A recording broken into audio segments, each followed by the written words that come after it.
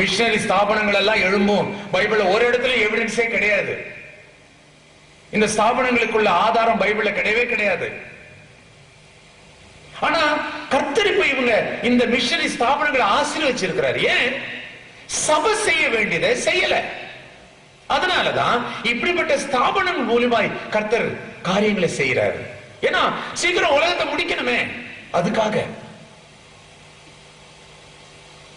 சொன்னாங்க. இவர் அடக்கும், இந்த ஜனங்கள் எல்லாம் ராஜா கொடுக்கிற மரியாதை கொடுக்கறாங்க, இவர்களை அடக்கும்னு சொன்னாங்க. அப்ப இயேசு சொன்னார், இவர்கள் என்னை துதிக்காமல் போனால் கல்லுகளை கொண்டு துதிக்க செய்வேன். செய்ய வேண்டியவங்க செய்யலனா கர்த்தர் மற்றவர்களை எழுப்புகிறார். அப்படிதான் எழுப்பி இருக்குது. இப்போ நிறைய மிஷனரி ஆர்கனைசேஷன்ஸ். ஒண்ணு நாமாவது இங்க இருந்து பண்ணவள சபையின் சார்பில் இத்தனை மிஷனரி அனுப்புறேன்னு சொல்லி அனுப்பணும். இல்ல, அனுப்புற மிஷனரி